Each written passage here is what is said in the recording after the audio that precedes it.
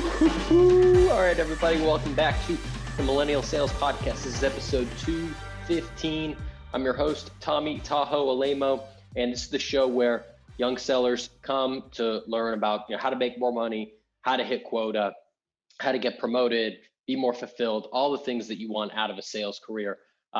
It's right here. This is where we learn, and this is how we get better. So thanks for joining.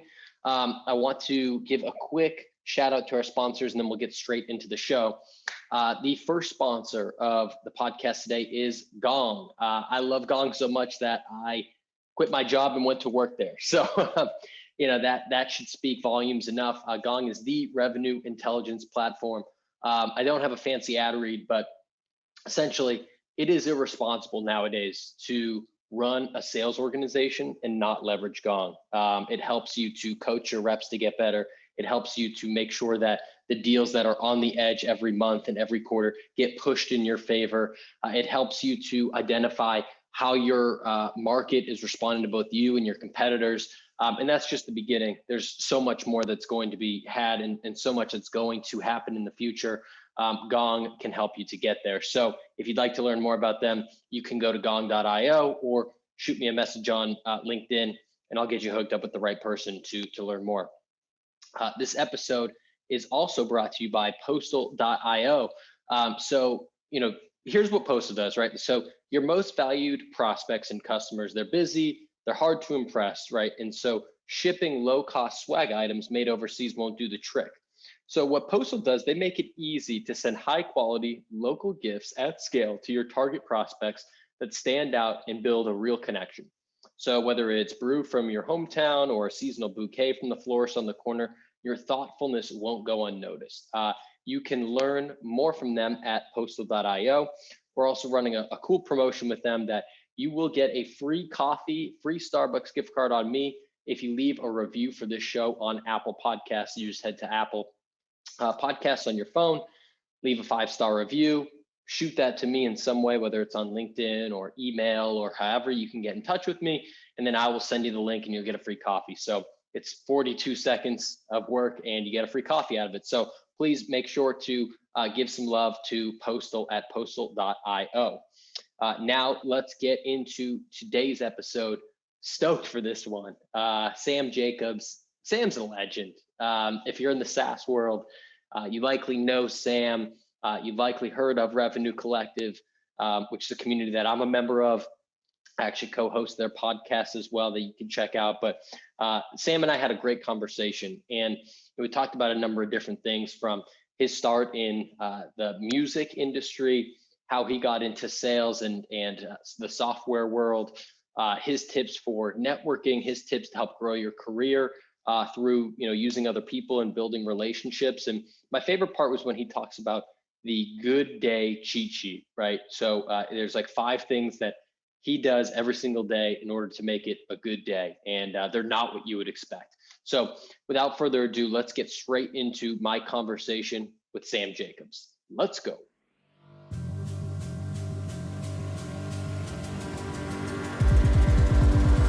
All right, Sam Jacobs, welcome to Millennial Sales. Good morning. Good morning, Tom. How are you? I am doing outstanding. How are you? I'm doing another beautiful day in New York City. Overcast skies, but it's I was looking at the weather forecast. Next week it's going to be in the 60s, so we've got our eye on spring. Nice. I was in New York last week. It was some family birthday celebrations that we were doing, and I stopped for the first time at Ivan Ramen. I've never been there. Oh, you haven't? Have you heard of it? No. Oh, okay. Okay. He's got this cooking thing on Chef's Table on Netflix, and it was awesome. I don't know if you're into ramen at all, but just I'm a homebody, so I stay within 3 square blocks of where I live in the West Village, and everything outside of there is probably it's San Francisco is just as close as anything as 18th Street. Okay. I got you. Cool, man. Well, I'm excited to have you on the show. There's a lot of different topics I want to get into. One that really stuck out to me is your love of music. And as I was going through your LinkedIn, like at the way bottom of it is something called the Annex Group. After a year or two, it looked like of being in finance and maybe as an analyst, You started your own like production company. It, So I'd it love to was hear you talk about that. it was yeah, I went to UVA undergrad, University of Virginia, and when I was there, it was, I graduated in 1999, which was the first .com boom, and everybody was starting companies, and there was, fever in the air. And I went and moved up to New York to be an investment banker, but I had all these friends that were musicians, and I just had this dream. We were, I don't know, listening to too much punk rock and reading too many books about David Bowie and Brian Eno or something like that. But we had this idea that we were going to like go back to Charlottesville after a year and get a farm, and we're going to live on a farm in a commune. And there's going to be like a recording studio in the basement. And we're going to make records. And this was at the time, again, these are very specific references, but there was like a collective called Elephant Six that came out of the South, where there's a band called Neutral Milk Hotel, and there was like Matador Records, and there was Merge Records, which is out of North Carolina. So there's like these families of indie rock musicians that were putting out amazing music, and so we had this idea that we would be that for Charlottesville. We would move back to Charlottesville. We did start, and it was called Annex Records, and it was a record label that was supposed to support this group of musicians that were all my friends. We're all going to quit our jobs, move to this farm in Keswick, Virginia, which is what we did, and it was a great lesson in my life. I call it lessons in humility and poverty. I also call them the bad old days instead of the good old days. Yeah. We were dirt broke, absolutely broke. My rent was $400 a month, many, many times. Leading up to, the first of the month, I did not have $400, and I did not know where it was going to come from. We used to have this guy used to work at a bagel shop, and he would bring back free bagels, and sometimes he would bring back cream cheese, but sometimes he wouldn't. And so we would do this thing that we had called a bagel salad sandwich, which was a bagel with a bagel in the middle, and that was that that was one of our staples. So I did that for a while, and I've always had a love of music, but I didn't really know what I was doing. I didn't really honestly have the work ethic. I didn't have the connections. If you're going to get started in the music industry, you probably start in New York or LA or Nashville. You probably start managing bands first before you try to start a record label, because record label is pretty capital intensive. But the point of the record label is you are paying for people to make music, and then you try and distribute that music through retailers. So it was also, of course, 1999, incredibly poorly timed. It was the dawn of mp3.com, and people started burning CDs. So, it didn't work in any direction, but it did work in teaching me that I didn't get to be whatever I wanted to be just by snapping my fingers, and that, whatever I wanted to be, I was going to have to put in hard work. So from that perspective, it was great. From the perspective of, was it successful? It was absolutely not successful. And I guess the other part of it was that I realized, after I quit my job, and after, me and this band moved into this house, that the band just wasn't very good. And that was also a bummer of a realization. If you're trying to support a rock band and the drummer can't keep time, doesn't have rhythm, that's an important part of being a drummer, is having rhythm. And if you're a drummer that doesn't have rhythm, then maybe the band that drummer isn't going to be as good. So I did that. It didn't work. I moved back home to live with my parents. I set up my record management company, my artist management company, in the basement of my parents' house. My dad at first wasn't sure that he wanted me to move home, but then he ended up liking it. And then ultimately what happened was I moved back to New York in 2003. And that's when really things got going from a professional perspective, because that's when I joined a company called Gerson Lehrman Group, which was, which was a rocket ship, which went from 20 million when I joined to 300 million when I left. They'll probably do anywhere between 600 and 700 million in ARR this year. And that was like the beginning of my career after, shutting down the record label. So, you're doing the record label stuff for, a couple years, and it sounds like you learned that, a lot of lessons. One being, you can't just snap your fingers and be good at something, right? So you're in this point where you come home to live with your parents. You're dead broke. You're probably feeling defeated. Where is your head at? Like, why did you join that company, right? Because I imagine you're probably thinking, hey, I want to do something that I can get good at, and it might take me some more time, but I want to kind of follow a more traditional process of like learning the skills and then getting good at it. So like what drove you to that company? Well, I mean, honestly, I wish I had a better answer for you. The thing that drove me to the company was that my friends that I went to UVA with, that are all now, we're all in different places in our life, to put it to put it mildly. But so my friend Jim Sharp, he's the CEO of a company called Eventry, which is a virtual event and kind of event management software business. And I was actually speaking to him, before we got on this podcast, and he was an early employee at Gerson Lammer Group. And so when I said I was just networking, saying, "Hey, I'm looking for a job up there," at that point, my background looked pretty non-traditional in the sense that, like, I had 1 year of sort of middle market investment banking. I wasn't working at Lehman Brothers. I was working at a company called Stern Stewart, and GLG just was, one of the great things about an early stage company that has product market fit and is growing really rapidly is that they have the opportunity to hire, what you might call athletes, like, Swiss Army knives, people that are really don't yet have like a fully developed function, but are smart and intelligent and, can do good things if you put them in, if you give them the opportunity. So they were growing really quickly. I wanted to move to New York, back to New York. Jim got me an interview with Alexander St. Amand, the CEO. One thing led to another. I was there 7.5 years, came in at the ground level, ended up running a bunch of different product lines for them and managing big teams all over the world. And it was a lot of fun. And that was one chapter. And then the next chapter was really the end of those 7.5 years. And that was really, GLG was, I guess, one part of the beginning, but the real beginning for my career and for my development was when I left GLG. And that's because GLG was so successful and so profitable. This was not the era of like burning $1 million a month to try and take market share. GLG was generating more cash than they knew what to do with. And so as a mid-20s, late-20s person, I was getting paid way more money than I frankly deserved. And I didn't have a concept for it. And so what happens when sometimes you have like that level of early success is that you get a big head and you think that you've got a little bit more credibility or clout or expert experience than maybe you really do have. And what happened was that my mentor ended up leaving the company. I got a new boss. The new boss did not like me. We did not get along. And I was basically forced out of the company in 2010 after 7.5 years. And which is totally fine. But that was really the biggest inflection point, because two things happened at that point.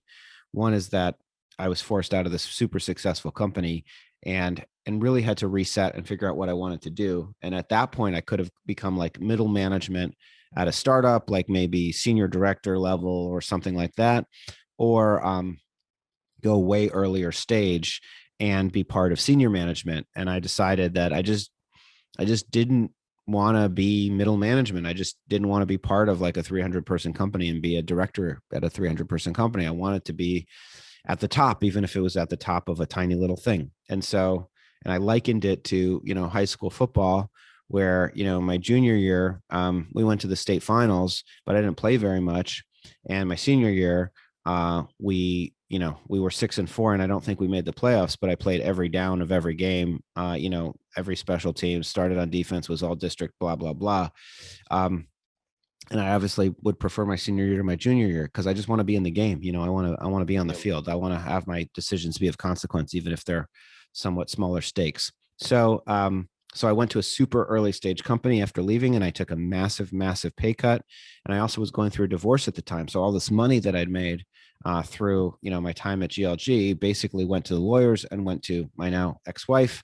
And that was another, as they say at the Apple store, it was a hard reset.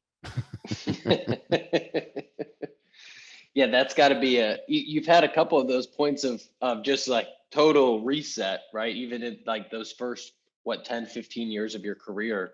How do you, in both of those cases, like, what's the self-talk like? How do you get yourself like back up on your feet when, all that stuff's going on? It's hard.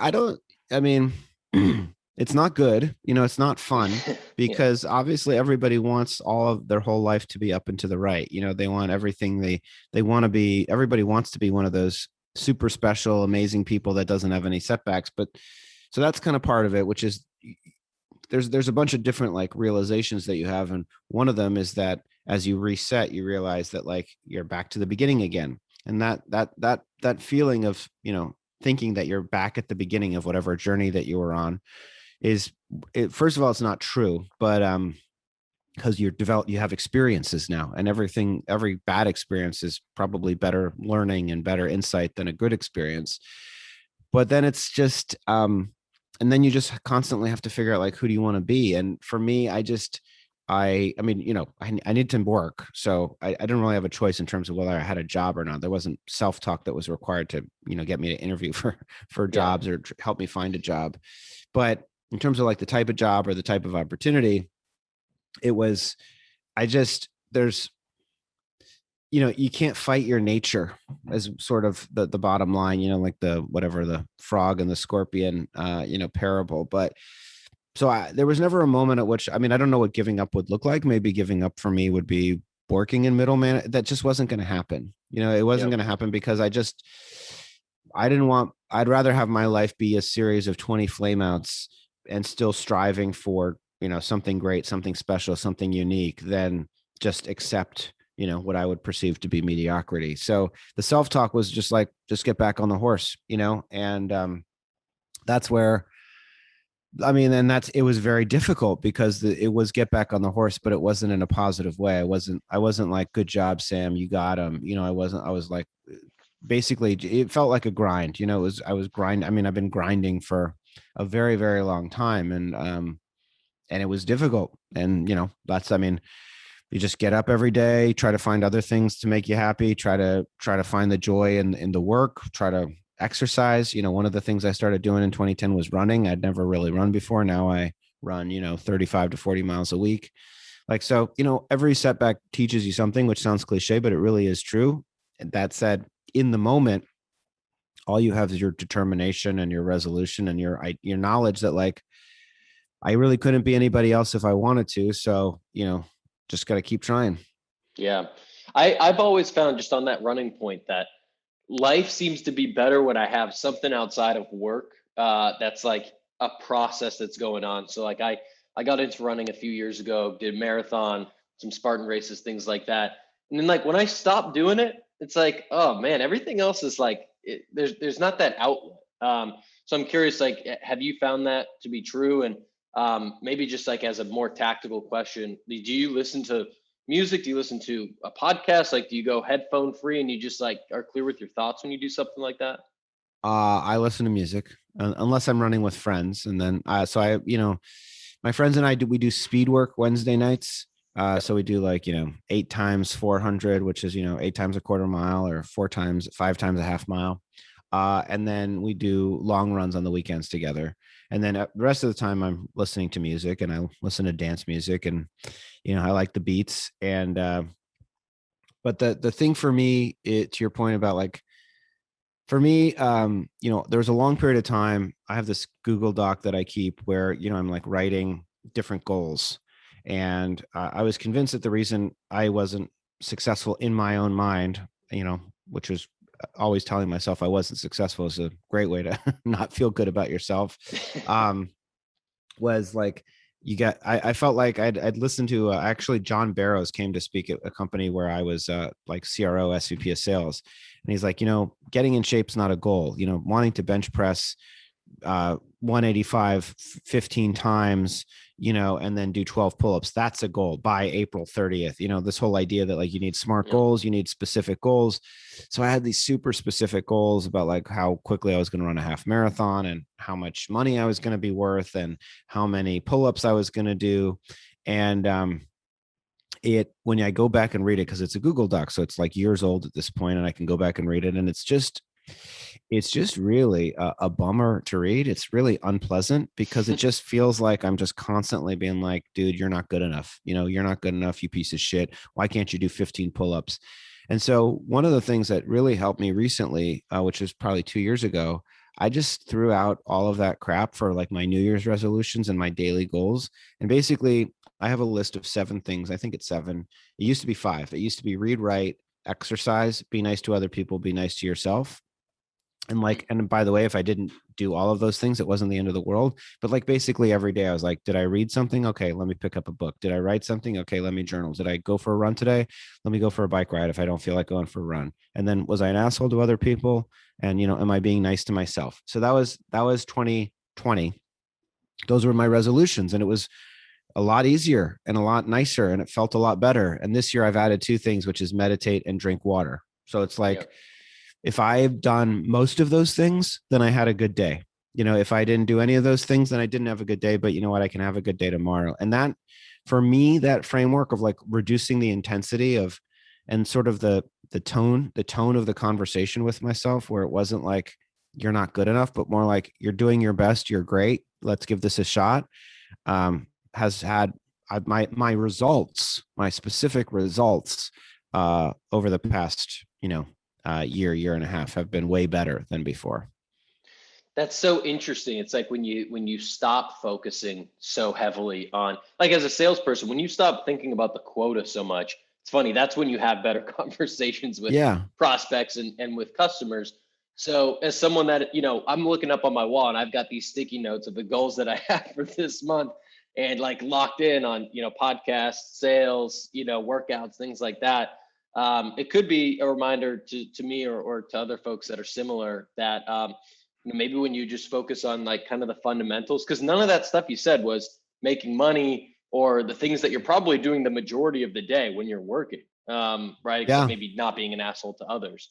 So it's It's just interesting like how you that works said. out. Yeah. What you just said that about sales. How, like, if you just try to have like a two great conversations a day, like as a salesperson, which doesn't, again, and this might not work for everybody. This is just what works for me.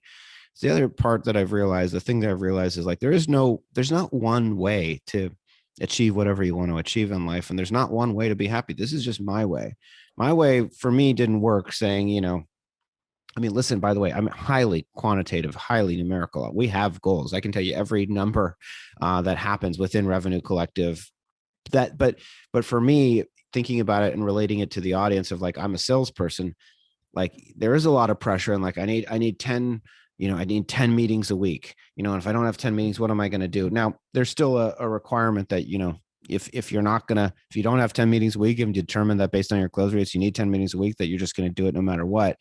But just focusing on like, hey, I'm just trying to have a good conversation. If this person doesn't want to buy, maybe it's not the right time. But if I have a really good conversation, I'm genuinely listening and genuinely in the moment, and I'm genuinely curious and empathetic, I bet good things will happen. I feel like that's pretty powerful stuff. It really is. It's really hitting home with me because I have, like what you're saying about the Google Sheet, I have in notebooks right behind me on the bookshelf of like, all the goals. And in a sense, it is cool to see how far you may have come in years. But to another point, it's like, well, you got to know that if you're doing your best, that's really all that matters, right? And to be able to be proud and to not be an asshole to yourself. So it's something that honestly I'm going to be reflecting on. So I think that's a great piece.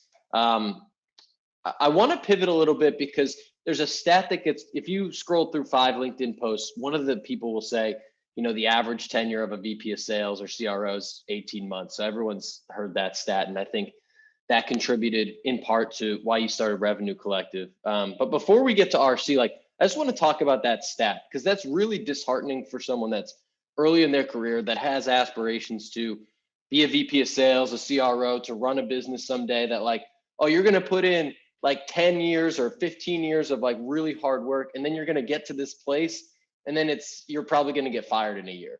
So like, can we just talk about the issue at hand? Like, why is that the case? And like, how do we solve it? But I guess first let's kind of frame the problem. There's a lot of reasons, and I don't know all of them. And I think it's important to point out, like, this is not, I don't have any antagonism, like I'm not mad at anybody. And so and just to the point, Tom, like my career is, after the record label, let's put that aside, asterisks. By the way, if you do scroll down, it's really funny because like I have a joke in my LinkedIn profile right when I'm talking about the bands that I was in. And it's like, hey, if you're reading this far, I don't know, I have like some Easter egg in my LinkedIn profile so thank you for scrolling all the way down. But the point is, like, 7.5 years at GLG, 4.5 years at a place called Axial, 18 months at Livestream, 9 months at the Muse, 10 months at Behaviox. So I am the poster child for this declining tenure syndrome. Why is it happening? Part of it, probably the biggest reason, is just it's something about the world itself. So what does that mean? We all have shorter, I mean, it sounds weird to say we all have shorter attention spans, but we all have shorter attention spans. We're all used to more instant gratification. We're all used to more binary outcomes. I hate to, whether it's not about cancel culture, but it's just about making snap judgments based on limited information and making them with strong degrees of conviction that are unwarranted. And that's just like that's one part of how the world is, that the world is disassembling and reassembling more quickly than ever. And that's particularly true in the labor market, because companies themselves feel the need to adapt to rapidly changing circumstances. And they don't feel like they have the ability, they don't have the time, I don't think they feel, to be patient. And so they feel like the thing, if it either works right away or it doesn't. So I think that that's pervasive in the world and humankind these days, regardless of the labor market. Then if you zoom in on the world that we inhabit of, the surge of venture capital and, private investment into private companies to help them grow more quickly, I think you see that all of that is exacerbated. And that's exacerbated because, maybe they would say, like, the nice way of framing it would be like, in the old days, companies grew more slowly. And so you had time to acclimate your senior leadership to different phases of growth. But if you're growing super quickly, you are moving through stages of growth that might have taken years that are now taking months. And so you're more quickly getting to the point of, a specific individual's uppermost level of, what they called it, like the Peter principle, like their point of incompetence. And so perhaps because of this rapid growth, we are moving through these phases more rapidly, and we need to replace people more quickly because we're entering different stages of company growth more quickly. I tend to think that I'm skeptical that that's true, but it could be true. I think fundamentally, people have lost. I just, to that point, even if it's not true, they believe it to be true. What people believe to be true, and specifically, CEOs who are very, very nervous about making sure that their company becomes the beautiful company that they all hoped it would be, and venture capitalists, is that you need to make decisions quickly. You need to be decisive. And if something's not working, you make the call quickly. And that, there's a bunch of reasons. So those are some of the reasons. The consequence of all of it is that, and then let me say one last thing. Fundamentally, additionally, the reason that it happens, particularly in revenue functions, is because I do not believe that people have a full appreciation for how companies make money. And as a consequence, they think, and we play into this, salespeople play into it by, by being the highest paid people at the company nominally, one or two quarters, and having the highest OTE, to having the highest on target earnings. But I think that, we live by the sword, die by the sword. We come in negotiating for really, really high cash compensation packages. And the implication is that sales is the thing that makes the company money. And I don't believe that it is. I think that sales is one part of what makes the company money, but the company makes money because there's a great product that people really like. There's a great marketing team that tells lots of people about it and creates opportunities. And then the salespeople turn those opportunities into money. But that life cycle is not specific to sales. And so people think that it is. So people think, if we're not making money and I just hired this expensive salesperson, the reason we're not making money must be because I didn't hire the right expensive salesperson. Let me go out and find another expensive salesperson. All of those factors are, conflagrating or interacting with each other. And I think that, like you said, that's part of what I'm doing with Revenue Collective, is trying to reset that. But I'm not just trying to reset it by like helping VPs of sales get fired less per se. I'm also frankly trying to help people think about their compensation differently, because, I've talked to a lot of sales leaders. They're like, my OTE is 400, my OTE is 500, and we don't pay that at Revenue Collective. And they might think I'm taking a pay cut to work at Revenue Collective. And I'm like, well, maybe, but I'm also not going to fire you in 18 months. We are going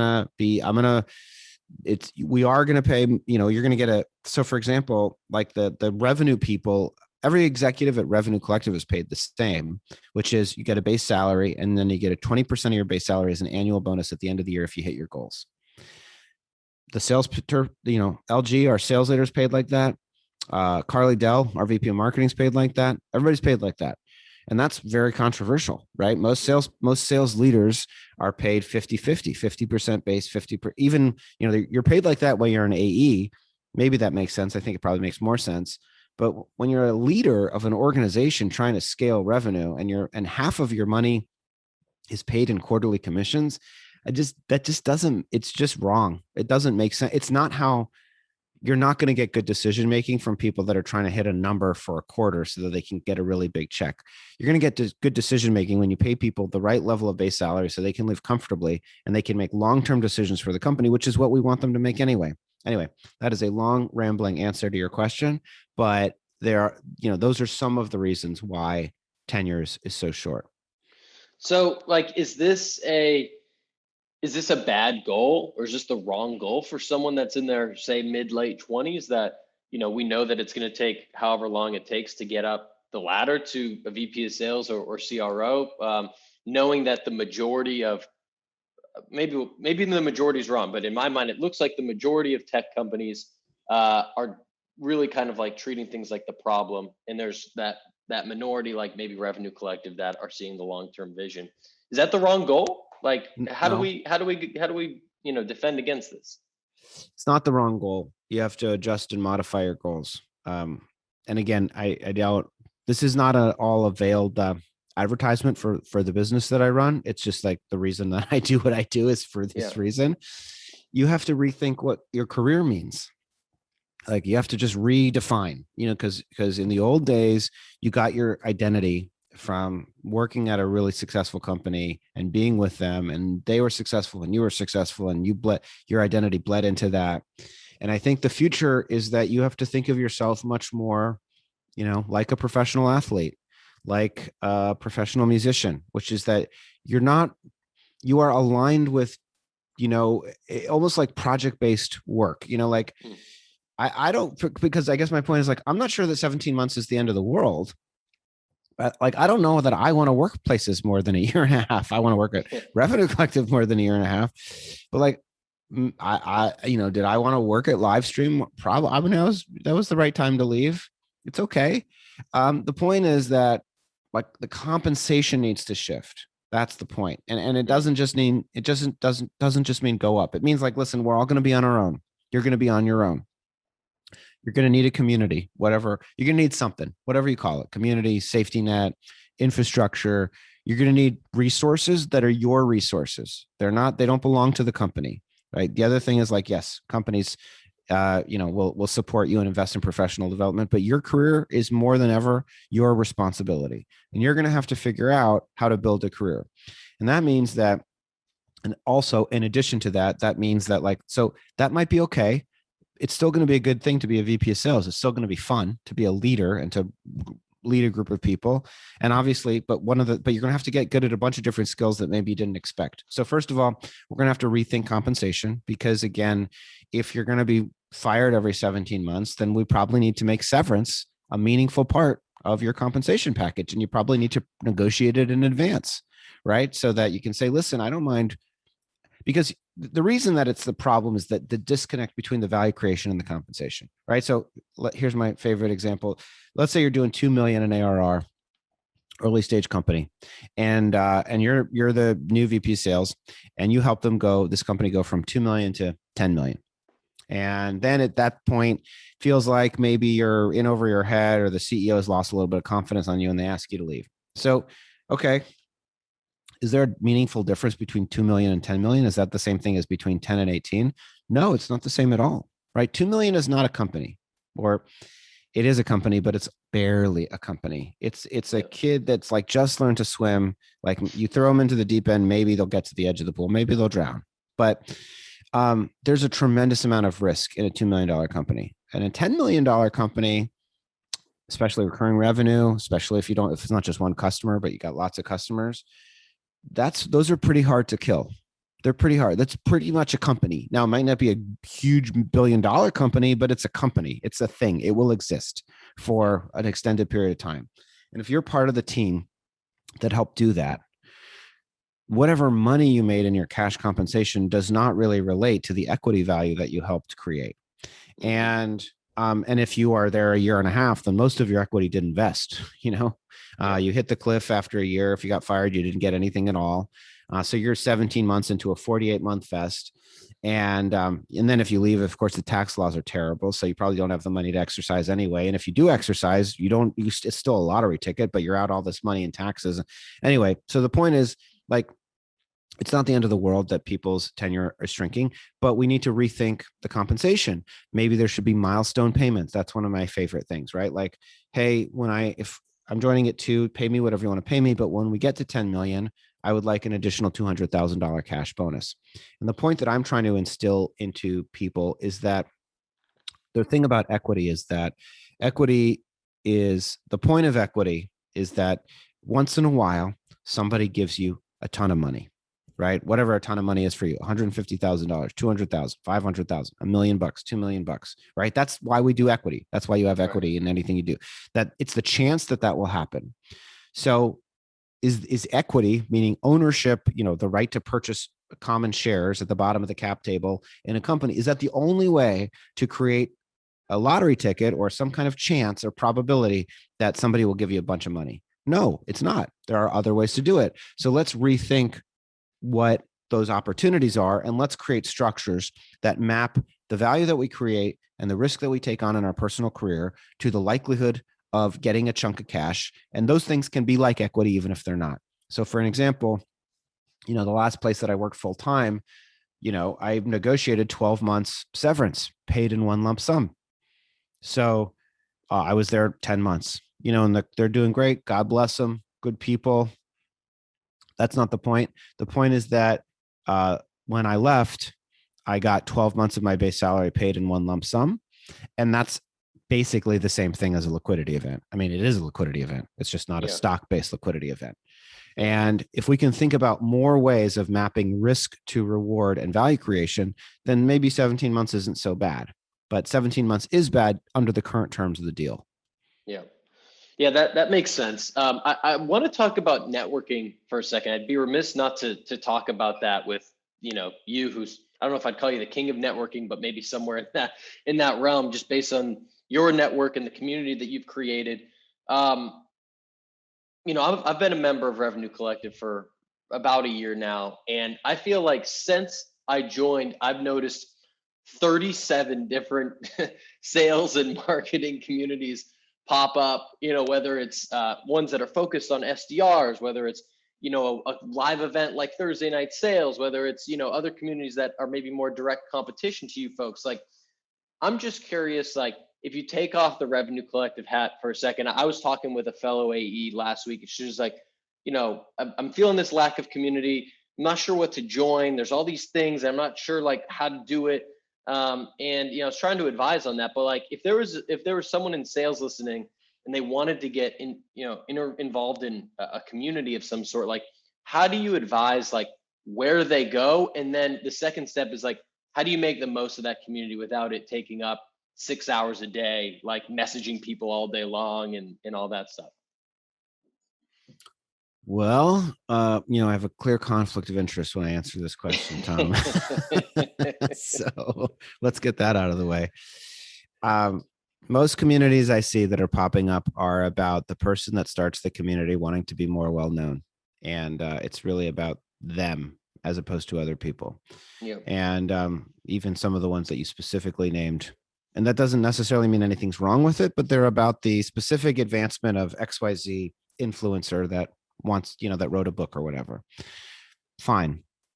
For me, I don't really, and it's funny that, people like you think of me as like a great networker. The point of Revenue Collective is actually not community itself. Like that's not the goal. The goal is not quote unquote community. We have a reason that we exist, and that reason is not about community. The reason we exist is to help people achieve what they want to achieve in their career. It's everything I've just been talking about. And so I would ask, what is the reason that this community exists? And because also that's thing number one. because in the absence of a good reason, they're not going to really have a roadmap, because they're not, I mean, there maybe the roadmap will just be wait for Revenue Collective to do it, and then they'll try to do it too. But they also won't have resources because most of them are free. But so why does the community exist? What is the purpose of it? For me, I don't again, like, I don't need a community for its own sake. I don't need just more friends. What I need is help. Exactly what you just said, Tom, which is like, what's the goal here? What are we trying to do? Am I trying to be a VP of sales? Is that the right goal? How should I think about this? I've got 20 years or 30 years or 40 years of, healthy work life left. What should I be trying to do? Like, Yeah. how do I make sure that at the end of it, if I want to be rich, I'm rich. If I want to have kids, I have kids. If I want to have a happy marriage, I have a happy marriage. If I want to travel the world, I've traveled the world. Because what you don't want to do is, not know what's going on, not have a clear sense of direction. And then you end up in 10 years and you're like stuck on a merry-go-round and you're like, how did this happen? So the point of what I do, it's not about community. We call it community powered products and services. The point of what I do is called career enablement. Community is one of them, is a means to an end. The end is your professional happiness. Like, as a member of Revenue Collective, Tom, like, you have a bunch of goals. And one of the goals is like, hey, you want to increase people's knowledge, awareness of Tom, right? And you want to make sure that you're increasing your expertise and that you're increasing your brand recognition. So great. So Tom Alemo is one of the hosts of the Revenue Collective podcast, right? I don't need to be the host of the podcast. Like, Yeah. I'm happy for you to be one of the hosts of the podcast.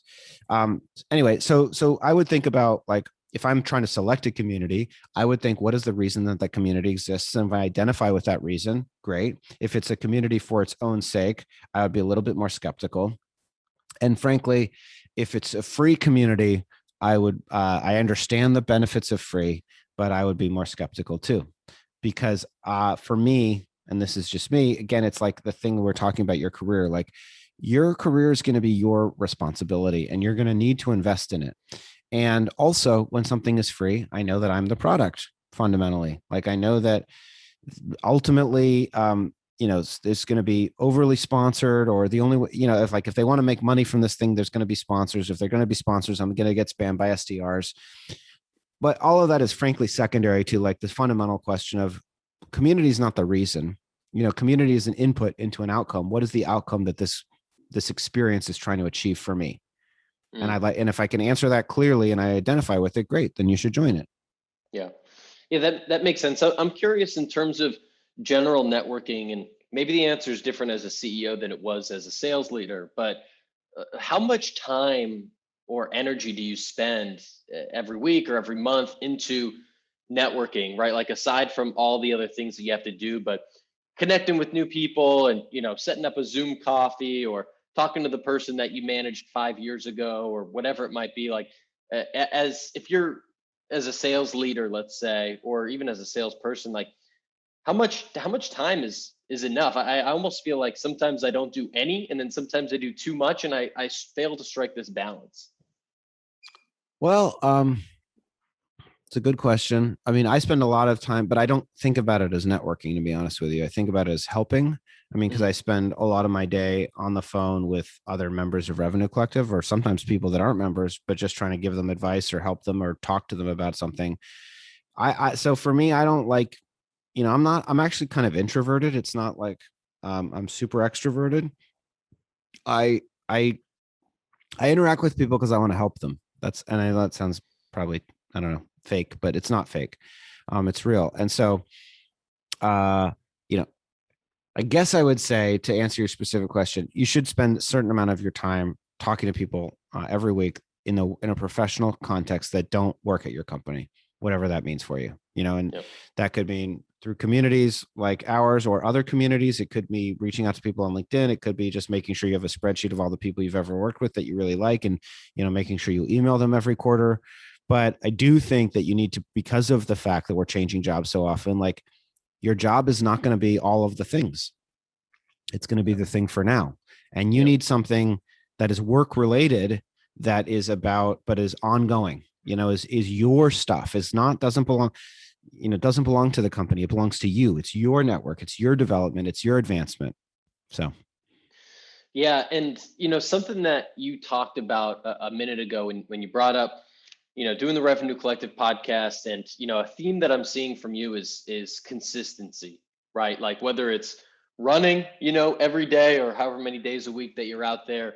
When I took over the Revenue Collective podcast, you said, hey, I'm doing the Sales Hacker podcast since 2018, and I've never missed a week, or maybe you missed one. I don't think you have. And you're talking about that, with your daily thing of, did I treat others well, myself well, things like that. So I see that as kind of a superpower for you. I'm curious if you see it the same way, and if so, maybe if you could elaborate on that a little bit, on the power of consistency and just doing that little bit every day or every week, and how that compounds over time.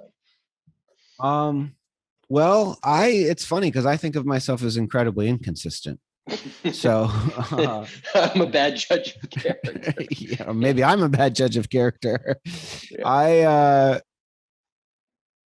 Yeah, well, I don't have any. I don't know if it's a superpower. I know that I need structure in my life. That's, I guess, what I would say. Like, I have lots of different schemes and systems to just, because my biggest fear is just like wasting my life. So I want to know that, like, how do I know that I didn't waste it? How do I know that I did a good thing, And I want there to be enough structure, because I think one of my superpowers, well, I don't know if it's a superpower, something I believe in is that if you can identify the key questions and then answer them before they appear, then when they do appear, you don't have to debate. So it's like, I don't have to wonder at the end of the day. I have this, literally, it's called the good day sheet. And it's like, I put an X if I read, I put an X if I wrote, if I put an X if I exercised. So I don't have to wonder about it. I don't have to be like, was today a good day or a bad day? Am I happy or am I sad? I'm like, well, I did 5 of the 7 things, and I've decided that means it was a good day. So it was a good day. And it's, that, I mean, I guess, like, Zuck talks about, like, how he only wears blue sweatshirts or whatever. Like, it's just like reducing the anxiety of having to define something amorphously. I don't know. For me, that gives me a lot of flexibility. It's like, did I go for a run? Yes or no? Okay, great. Go for a run then. Yeah. What's a good run? A good run's 4 miles or more. Did I run 4 miles or more? No, it's 3.6. Okay. Why don't you do another 0.4? You know what that does is it makes it so binary, and it takes away, like, all the other things that might impact. Like, you might be having a great day, and then you go on Instagram and you see God knows what, or you go in your team Slack channel and you see someone on your team just closed a massive deal, and now they're doing better than you in the quota race, or all the number of things that could go on. So it's like, if you have this system that, hey, I control all these 5 things or 7 things, and if I do, all of them or most of them, then, like, F off. It's a good day, It's a good day. I think, Exactly. Yeah. Yes. I mean, that's all. I mean, and the thing that you said, which is like comparing yourself to others. I mean, a lot of it is about, releasing that, like stopping that. Like, that's not, my good day has nothing to do with your good day. We can both have good days, or you can have a bad day, but one way or the other, it's up to me. Yeah, I love it. One of the last questions for you, mentioned reading is on that list, on the daily. So I'm curious if there's any books that have heavily impacted you, any that you gift often to people, that even whether you're reading them now, or have reread in the last few years and gone back to it, any book or books that stand out to you? The one that I've read this year that has really changed my life, which is just the spiritual journey I've been on, is this book called The Untethered Soul by Michael Singer. Ooh, that's a good one. Have you read that? I just read it, like, probably over the holidays, a couple months ago. I love that book. I think about it all the time. So that's a book that I would recommend. It's just like a totally different way of looking at existence and consciousness and who you are and who your soul is. And if you're getting into leadership, I would look at First Break All the Rules, which is just a very specific, straightforward management book. And then the book I'm reading right now is by Tom McAfee, called More from Less. And it's all about how capitalism has actually decoupled itself from resource consumption. And it's about how we're using less of almost everything in the world. We're using less paper than we've ever used. We're using less oil, less aluminum, copper, steel, coal. And that maybe, maybe we're not so terrible. Maybe we just got to create more incentives to do that. Anyway, that's like I'm taking a class in climate change, and this was one of the books that they recommended. Nice. Yeah, that's something that is definitely been top of mind and should be is climate change. So that was what, more with less, you said? More from less. Yeah. More from less. Nice. Um, cool. So I know we're getting wrapped up on time. I know that there's a lot of things that are going on. We've talked about Revenue Collective quite a bit. I think I can vouch for it personally. There's new. I think you mentioned what community-based products. I think you called it like the Rising Executives, the CRO School, things like that. Maybe you could just touch on that just for a minute before we wrap up on some of the different things outside of like just a community of events and a Slack channel that you folks are building to help people get the most out of their careers, whatever that might be. Sure. We think about it in three ways: peer-to-peer learning, which is, what most people call community, but it's not just Slack, or it's all the different ways that people can connect with each other and interact with each other. The second is training and certification. And we really do think that, to the point of Rising Executives program and the CRO school that we launched, we're going to announce 5 new schools basically in the next couple of months: CMO school, RevOps school, CS school, a master class with Jocko Vanderkoy from Winning by Design on revenue architecture. There's probably another one, and you can imagine that in the future there'll be COO school, CFO school, etc. But all of those are like longer extended programs that help prepare people for what we're talking about, which is like how to have a career, how to make sure you don't get fired, how to make sure that you negotiate well, how to make sure that you know all of the different tips and tricks that you need to do to be good. Excuse me. And then the third thing is career services. That's just a big focus for us, which is helping people find jobs, helping people find talent, helping people find service providers like coaches or accountants or lawyers or wealth managers. Just all of the things, again, like around, the most of what you use Revenue Collective for is to be good at your job. But then, as we just have talked about the whole time, like there's lots and lots of times when you're going to be between jobs or change jobs, and you're going to need a framework to do that. And so we invest a lot in that as well. Yeah, that's awesome. Well, I could personally vouch that I used Revenue Collective as I was changing jobs last year, and it was massively impactful in meeting new people, finding new opportunities. I interviewed at a lot of companies, and I don't know the percentage, but probably half of them were from people that I met through Revenue Collective or someone that introduced me that was a member or something like that. So I'm grateful for the community. I'm grateful that you spent a lot of time with me this morning. Just before we wrap up, any last words for those millennial salespeople out there? And then obviously, where is the best place for people to reach out and connect with you after the show if they're interested?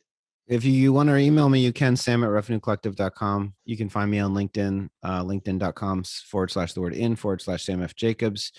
My parting words of wisdom are, there's a talk with Vinod Khosla and Larry Page, and he says, it's a very classic thing. Like you can do less than you think in a quarter and way more than you think in 10 years. And there's a competitive advantage in having a long-term view. So I would encourage people to have a long-term view on their life and their career and not need instant gratification on everything right away. And if you do that, you will have an advantage over the people that are short-term focused. And then the second thing I would say is, my life really began to change when I stopped making it about me and started looking to help other people. And if you want to be a great quote unquote networker, if you want to accumulate power, and influence, then the best way to do that is to help other people, because then you become somebody that can help other people. And then now you're somebody that helps people, which is because you have influence and power. So, there's a beautiful karma around just investing and helping other people and supporting other people and giving. And the more that you do that, I think the more good things will happen for you. So. Just 2 knowledge bombs right there to close this off. Sam, I appreciate you, man. I'm gonna have to re-listen to that and take some of that advice personally. Cool. Thanks, Tom. Thanks for having me. Thanks for hosting the Revenue Collective show. I love this show, and if I enjoyed being here. Yeah, thanks, Sam. Cool. All right, thanks for checking out that episode. Happy April, happy Q2 to everyone out there that's getting after it. Again, this podcast was brought to you by gong.io and postal.io. So great way to support me is to support our sponsors. Again, if you leave a review on Apple, I will send you a free Starbucks gift card courtesy of Postal. So shout out to the sponsors. Shout out to the guests today. Enjoy your day. Let's get after it. See you next time. Peace.